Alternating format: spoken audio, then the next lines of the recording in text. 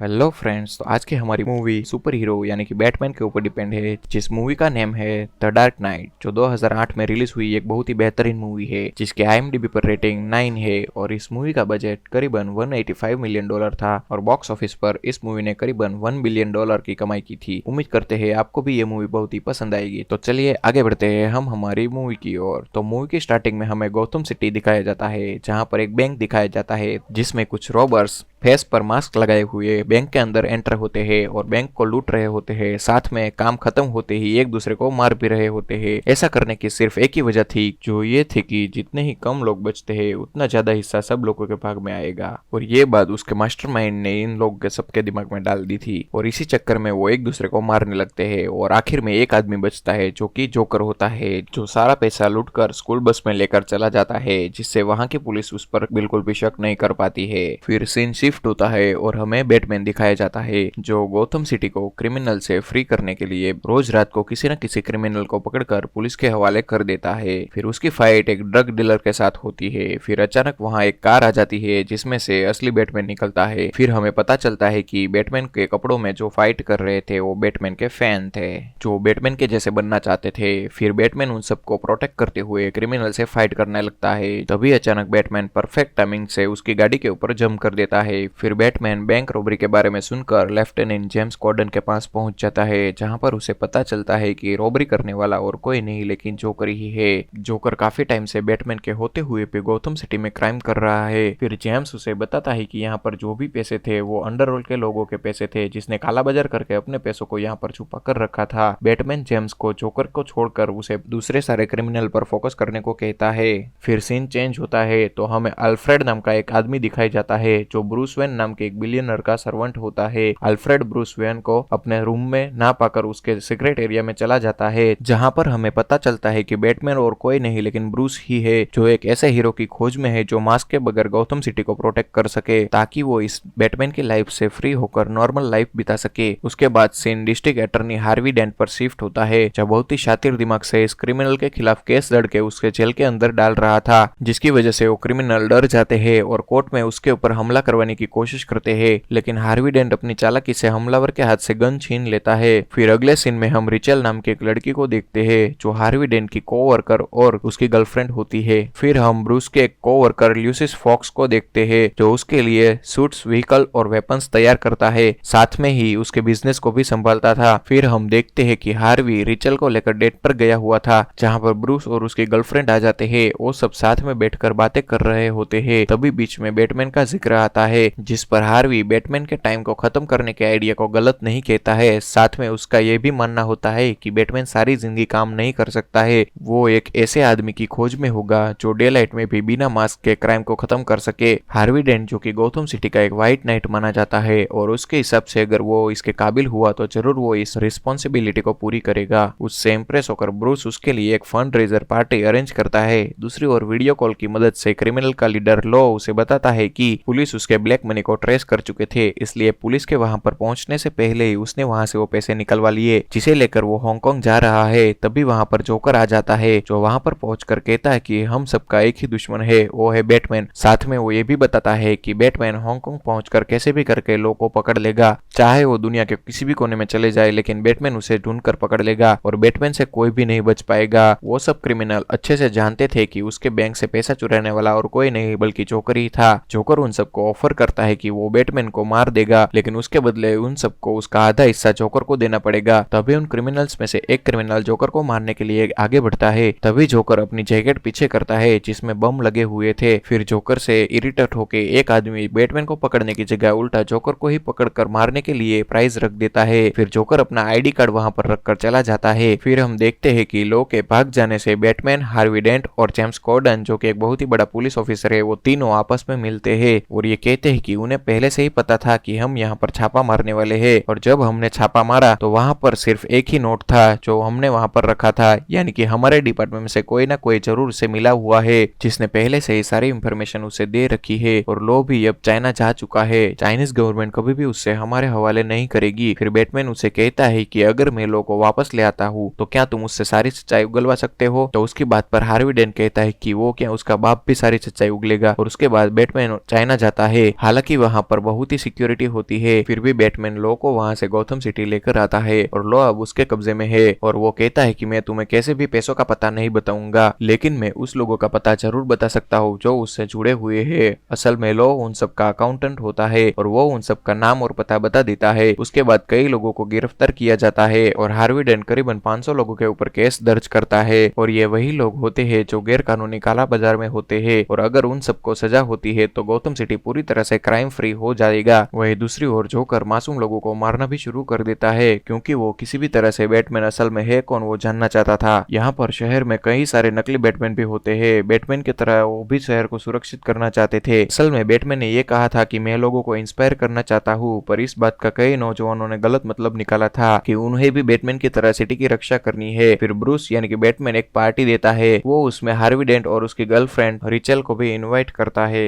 और यहाँ पर वो सबके सामने हार्वी डेंट की बहुत ही तारीफ करता है क्योंकि उसने कई मुजरिमों को जेल के सलाखों के पीछे डाला था। तब वहाँ पर उसे पता चल जाता है कि जोकर आने वाला है, इसलिए वो हार्वी डेंट को वहाँ से बेहोश करके गायब कर देता है। जोकर यहाँ पर पार्टी में आ जाता है और वो हार्वी डेंट को ढूंढना शुरू कर देता है। अब जब यहाँ पर जोकर हार्वी डेंट के बारे में सबको पूछ रहा होता है और दूसरे लोगों को टॉर्चर कर रहा होता है, तभी वहाँ पर रिचेल आ जाती है और रिचेल उसे ऐसा करने से रोकती है। लेकिन उससे पहले कि जोकर रिचेल को कुछ नुकसान पहुंचाता उससे पहले ब्रूस अपना बैटमैन का सूट पहनकर वहाँ पर आ जाता है और वो जोकर और उसके लोगों से लड़ने लगता है। लेकिन उससे पहले कि वो जोकर को पकड़ता, जोकर रिचेल को गन पॉइंट पर ले लेता है। फिर बैटमैन उसे कहता है कि उसे छोड़ दो। फिर जोकर उसे ऊपर से नीचे फेंक देता है तो बैटमैन उसे बचाने के लिए चला जाता है और उससे पहले कि रिचेल नीचे गिरती बैटमैन उसे पकड़ लेता है। इस तरह से वो रिचेल को बचा लेता है। साथ ही साथ जोकर दो लोगों का खून कर देता है, एक पुलिस कमिश्नर का और दूसरा उस जज का जो उन 500 लोगों को सजा सुनाने वाला था। फिर जोकर का अगला निशाना सिटी का मेयर होता है, लेकिन उससे पहले कि जोकर उसे गोली मारता जॉम्स गॉर्डन अपनी जान दांव पर लगाकर मेयर को बचा लेता है। यहाँ पर हार्वी डेंट को यह पता चल जाता है कि जोकर का अगला निशाना और कोई नहीं बल्कि रिचेल है। फिर वो रिचेल को कॉल करता है और बताता है कि जोकर का अगला निशाना तुम हो, तुम कैसे भी करके किसी सेफ जगह पर चली जाओ। तो वो कहती है कि बैटमैन का यानी कि ब्रूस का पेंट हाउस सबसे सेफ है। तो हार्वी डेंट कहता है कि हाँ तुम वहां पर चली जाओ। वहीं दूसरी ओर हम देखते हैं कि बैटमैन एक आदमी से जोकर का पता पूछ रहा होता है। वो आदमी उसे कहता है कि तुम उसे कभी भी नहीं पकड़ सकते हो, शायद तुम्हारे कुछ रूल्स है, लेकिन जोकर के कोई रूल्स नहीं है। असल में जोकर के लिए यह सब एक खेल जैसा होता है, ना उसे पैसा चाहिए होता है ना कुछ शोहरत। उसके दिल में इंसानियत जैसी कोई भी चीज नहीं होती है और साथ ही वो बहुत ही निडर भी होता है। वो कभी भी कुछ भी कर सकता है, वो बहुत ही खतरनाक होता है। फिर एक आदमी बैटमैन को बताता है कि अगर तुम जोकर को पकड़ना चाहते हो तो अपना नकाब उतार कर उसके सामने आ जाओ, उसके बाद वो खुद तुम्हारे पीछे पीछे आ जाएगा। फिर बैटमैन वहां से चला जाता है। वो उस जगह पर जाता है जहाँ पर हार्वी डेंट होता है। हार्वी डेंट ने एक आदमी को पकड़ा होता है और वो उससे जोकर की पूछताछ कर रहा होता है, लेकिन वो आदमी उसे कुछ भी नहीं बताना चाहता था। हार्वी डेंट सिक्का उछलता है और कहता है कि तुम्हारी मौत और तुम्हारी जिंदगी का फैसला ये सिक्का करेगा। तभी वहां पर बैटमैन आ जाता है और वो कहता है कि शहर को तुम्हारी जरूरत है और किसी ने तुमको ऐसा करते हुए देख लिया तो वो लोगों की उम्मीद टूट जाएगी और तुम शहर के ऐसे पहले इंसान हो जिसने पूरे शहर के अंडरवर्ल्ड के लोगों के साथ जंग छेड़ दी है और अगर तुमने इसे मार दिया तो जिन क्रिमिनल्स को तुमने सलाखों के पीछे किया हुआ है उन सबको छोड़ दिया जाएगा और लोगों की उम्मीद टूट जाएगी। तुम कल एक प्रेस कॉन्फ्रेंस रखो, वहां पर मैं अपना नकाब उतार दूंगा। ये बोलकर बैटमैन वहां से चला जाता है। हार्वी डेंट कहता है कि तुम ऐसा नहीं कर सकते हो, तुम हार नहीं सकते हो, लेकिन बैटमैन वहां से निकल जाता है।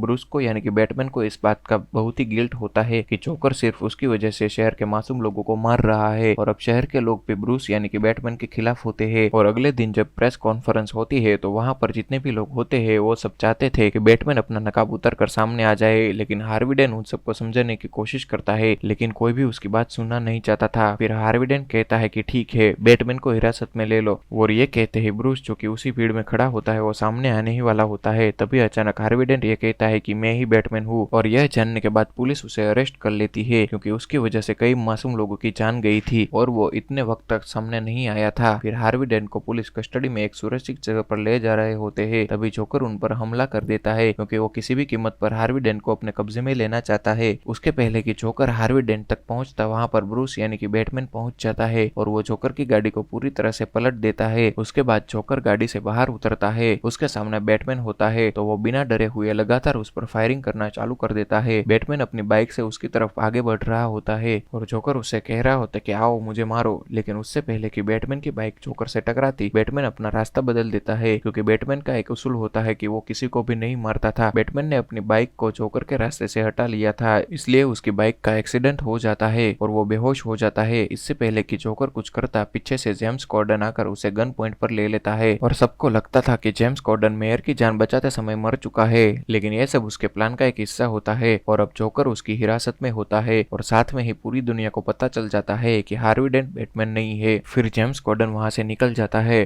फिर उसे उसके इस काम के लिए कमिश्नर बना दिया जाता है। फिर बाद में हमें पता चलता है कि हार्वी डेंट अपने घर नहीं पहुंचता है। असल में हार्वी डेंट को जिसके साथ भेजा गया था वो जोकर के ही लोग थे और अब हार्वी डेंट जोकर के कब्जे में है। जोकर हिरासत में होता है तभी वहां पर बैटमैन आ जाता है। वो जोकर को बहुत ही टॉर्चर करता है क्योंकि वो किसी भी तरह से हार्वी डेंट का पता पूछना चाहता था। वो उसे पूछता है कि बताओ हार्वी डेंट कहाँ पर है, लेकिन उसकी मार का और उसके टॉर्चर का जोकर पर कुछ भी असर नहीं पड़ता है। जोकर उसे कहता है कि तुमने अपनी जगह हार्वी डेंट को मरने के लिए भेज दिया। फिर बैटमैन जोकर से पूछता है कि तुम मुझे मारना क्यों चाहते हो। इस बात पर जोकर बहुत ही हंसने लगता है और कहता है कि मैं तुम्हें मारना नहीं चाहता हूँ, तुम्हारे बिना मैं क्या हूँ। असल में सच में जोकर बैटमैन को मारना नहीं चाहता था, वो सिर्फ उसके उसूलों को तोड़ना चाहता था। वो उसूल जिसमें वो किसी को भी मारता नहीं है, क्योंकि जोकर के खुद के अपनी जिंदगी में कोई भी उसूल नहीं है, इसीलिए उसको ये सब एक खेल जैसा लग रहा था। यहाँ पर जोकर उसे वे भी बताता है कि रिचेल भी उसके आदमियों के कब्जे में है। यह सुनने के बाद बैटमैन को और भी गुस्सा आ जाता है और वो जोकर को बहुत ही बुरी तरह से मारने लगता है, लेकिन जोकर को उसकी मार का कोई भी फर्क नहीं पड़ता है। वो बैटमैन को कहता है कि तुम्हारे पास ऐसी कोई भी चीज नहीं है जिससे तुम मुझे डरा पाओ, लेकिन आखिर में जोकर उसे बता देता है कि वो दोनों कहाँ पर है और वो कहता है कि उन दोनों में से तुम किसी एक को ही बचा पाओगे और तुम्हें खुद फैसला लेना होगा कि तुम किसे बचाना चाहते हो। फिर बैटमैन रिचेल को बचाने के लिए निकल पड़ता है और commissioner James Gordon Harvey Dent को बचाने के लिए निकल पड़ता है। लेकिन जब बैटमैन वहां पर पहुंचता है जहाँ पर रिचेल है तो वो देखता है कि वहां पर रिचेल की जगह हार्वी डेंट है। असल में जोकर ने उसके दिमाग के साथ खेल खेला था। वो नहीं चाहता था कि रिचेल बचे क्योंकि उसे पता था कि बैटमैन रिचेल से प्यार करता है। अब इससे पहले कि बैटमैन वहां हार्वी डेंट को बाहर लाता, दोनों बिल्डिंग में ब्लास्ट हो जाता है। एक उस बिल्डिंग में जहाँ पर रिचेल है और दूसरा उस बिल्डिंग में जहाँ पर हार्वी डेंट है। बैटमैन बड़ी मुश्किल से हार्वी डेंट को बचा लेता है, लेकिन उसका आधा चेहरा पूरी तरह से जल जाता है और रिचेल की मौत हो जाती है। वहीं दूसरी ओर हमें दिखाया जाता है कि जोकर जेल से भाग जाता है और वो अपने साथ लो यानी कि उस आदमी को जिसको अंडरवर्ल्ड के सारे पैसों के बारे में पता था उसे भी ले जाता है। असल में ये सब जोकर का ही एक प्लान होता है और अब उसके पास बहुत सारे पैसों का ढेर लगा हुआ होता है जो अंडरवर्ल्ड के है। फिर जोकर ये सारे पैसों को जला देता है, साथ में वो लो को भी जला देता है जिससे वो जेल से बाहर लाया था। वहीं दूसरी ओर ब्रूस वेन की कंपनी में एक आदमी काम कर रहा होता है जिसका नाम रिच होता है। उसे वहाँ की परिस्थिति से पता चल जाता है कि ब्रूस ही बैटमैन है और वो ये बात मीडिया के जरिए सबको बताना चाहता है, लेकिन तभी जोकर का कॉल उस पर आता है और वो कहता है कि मैंने अपना प्लान बदल दिया है और मैं नहीं चाहता कि मिस्टर रिच सबको बैटमैन के राज के बारे में बताए और अगले 1 घंटे में किसी ने मिस्टर रिच को नहीं मारा तो मैं एक हॉस्पिटल में बम ब्लास्ट कर दूंगा। और ये सब सुनने के बाद रिच बहुत ही डर जाता है और वो ये नहीं बताता है कि बैटमैन के नकाब के पीछे कौन है। वहीं दूसरी ओर जेम्स कॉर्डन सिटी में जितने भी हॉस्पिटल होते हैं उन सबको खाली करवाने का ऑर्डर देता है। जोकर उसी हॉस्पिटल में जाता है जहाँ पर हार्वी डेंट होता है। हार्वी डेंट का आधा चेहरा पूरी तरह से जल चुका था, उसकी गर्लफ्रेंड रिचेल भी मर चुकी थी, इसलिए उसकी दिमागी हालत बुरी तरह से डिस्टर्ब हो चुकी थी। तभी जोकर उसके सामने आ जाता है तो उसे देखकर हार्वी डेंट को बहुत ही गुस्सा आ जाता है। फिर जोकर उसे कन्विंस कर देता है कि मैंने वो बम नहीं लगाया था जिसकी वजह से रिचेल मरी, क्योंकि उस वक्त तो मैं पुलिस की हिरासत में था और वो हार्वी डेंट को बदला लेने के लिए उत्सुक करता है और वो उसे गन भी देता है और कहता है कि चाहो तो तुम मुझे मार सकते हो। फिर हार्वी डेंट अपने सिक्के को उछालता है जिसके जरिए उसके जिंदगी ने कई फैसले लिए। ये सिक्का पे हार्वी डेंट की तरह एक साइड से जल चुका था। फिर हमें दिखाया जाता है कि जोकर हॉस्पिटल से बाहर निकलता है और यहाँ से निकलने के बाद वो उसी हॉस्पिटल को बम से उड़ा देता है जैसा कि उसने वादा किया था। लेकिन यहाँ पर किसी की भी जान नहीं जाती है क्योंकि पहले से ही पुलिस ने सारे शहर के हॉस्पिटलों को खाली करवा दिया था और यहाँ पर हॉस्पिटल की एक बस गायब थी जिसमें कई सारे पैसेंजर भी थे, साथ ही साथ हार्वी डेंट भी गायब था। फिर हमें दिखाया जाता है कि न्यूज वालों को एक टेप मिलता है जिसे वो अपने चैनल पर चला देते हैं, जहाँ पर एक आदमी बोल रहा था कि तुमने मेरे कहने पर उस आदमी को नहीं मारा जिसे मैंने बोला था, शाम होते ही पूरा शहर मेरा होगा और वही होगा जो मैं चाहूंगा। इस बात से पूरे शहर में डर फैल जाता है, सब लोग शहर छोड़कर जाना चाहते थे। वहीं दूसरी ओर हार्वी डेंट को भी दिखाया जाता है, वो उस इंसान को ढूंढ रहा था जिसने रिचेल को अगवा किया था और जहाँ पर उसकी मौत हुई थी। और अब हार्वी डेंट का दिमाग पूरी तरह से बदल चुका होता है, जहाँ पर वो सिक्का उछलकर लोगों की जिंदगी का फैसला करता था। वहीं दूसरी ओर अब बैटमैन किसी भी कीमत पर जोकर को ढूंढना चाहता था। इसके पास एक हाईटेक डिवाइस होता है जिसकी मदद से पूरे शहर को ट्रैक कर सकता था। फिर उसे पता चलता है कि जोकर कहाँ पर है। वो एक बिल्डिंग में होता है जहाँ पर उसने बहुत सारे लोगों को बंदी बनाकर रखा हुआ था। असल में उसने कई लोगों के मुंह पर पट्टी बांधकर उसके हाथ में नकली गन थमाकर उसके चेहरे पर मास्क लगा दिया था ताकि दूर से पुलिस को वो जोकर के आदमी लगे और पुलिस निर्दोष लोगों को मार दे। लेकिन यहाँ पर बैटमैन सारी सिचुएशन को समझ जाता है और वो सभी लोगों को बचा लेता है। वहीं रिवर में दो बड़ी बड़ी बोट होती है और हमें दिखाया जाता है कि एक में क्रिमिनल यानी कि वो कैदी होते हैं जिसे हार्वी डेंट ने पकड़ा दिया था और दूसरे में आम लोग होते हैं। और इन दोनों बोट में बहुत सारा एक्सप्लोरर लगाया होता है यानी कि बम लगाए हुए थे। और इन दोनों बोट में जोकर की आवाज आती है। वो कहता है कि आज रात 12 बजे मैं इन दोनों बोट को उड़ा दूंगा और अगर इसमें से किसी ने कूदने की कोशिश की तो उस बोट को मैं वक्त से पहले ही उड़ा दूंगा और तुम सब लोग एक साथ ही मारे जाओगे। और अगर तुम बचना चाहते हो तो तुम दोनों के बोट्स में एक एक रिमोट है और ये रिमोट एक दूसरे के बोट को ब्लास्ट करने का है और तुम दोनों में से जो दूसरी बोट को ब्लास्ट कर देगा उस बोट को छोड़ दिया जाएगा। यह सुनने के बाद सभी लोग बहुत ही परेशान हो जाते हैं। कुछ लोग कहते हैं कि हमें दूसरी बोट को ब्लास्ट कर देना चाहिए और कुछ लोग इसके फेवर में नहीं होते हैं। दोनों तरफ बहुत ही ज्यादा दिक्कत होती है। असल में लोगों के दिल में से जोकर इंसानियत को खत्म करना चाहता था। फिर जोकर जिस बिल्डिंग में होता है वहां पर बैटमैन पहुंच जाता है। फिर जोकर और बैटमैन के बीच में बहुत ही हाथापाई होती है लेकिन जोकर बैटमैन के ऊपर पीछे से वार करता है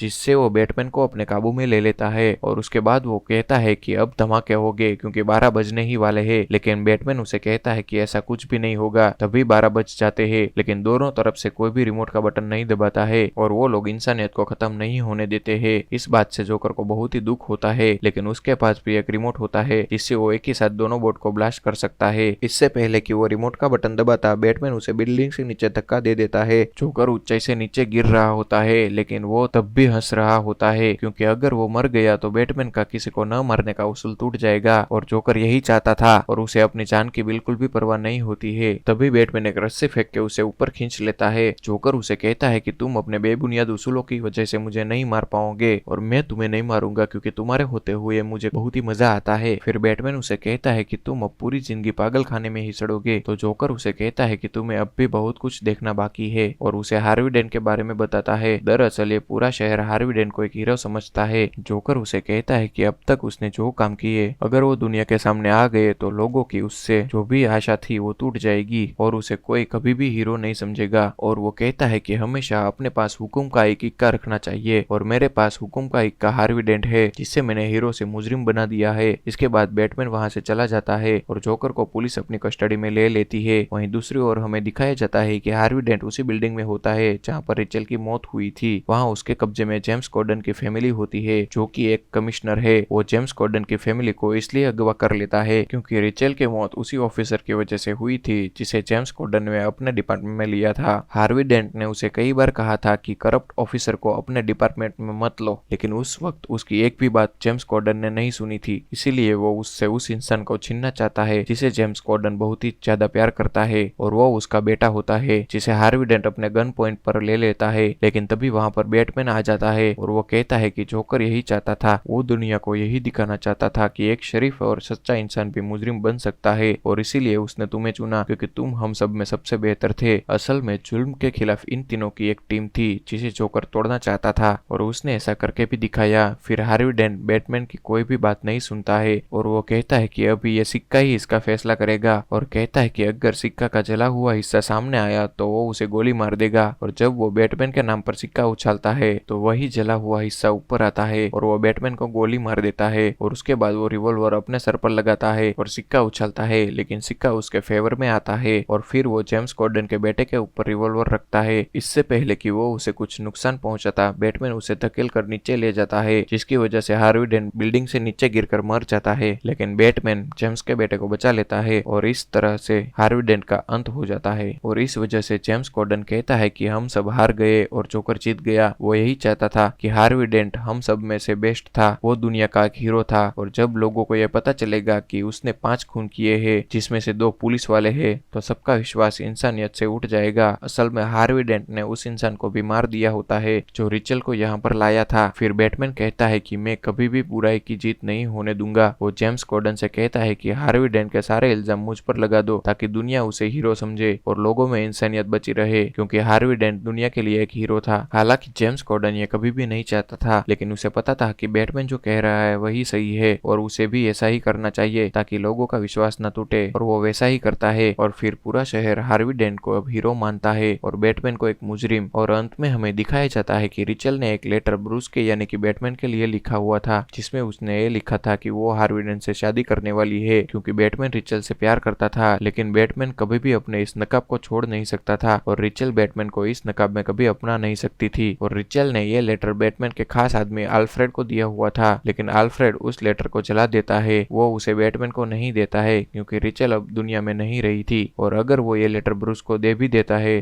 तब भी उसका कोई भी फायदा नहीं था। और इसी के साथ हमारी मूवी यहाँ पर खत्म होती है। तो दोस्तों, अगर आपको हमारी ये वीडियो अच्छी लगी हो तो प्लीज लाइक करें, शेयर करें और सब्सक्राइब करना बिल्कुल भी ना भूलें।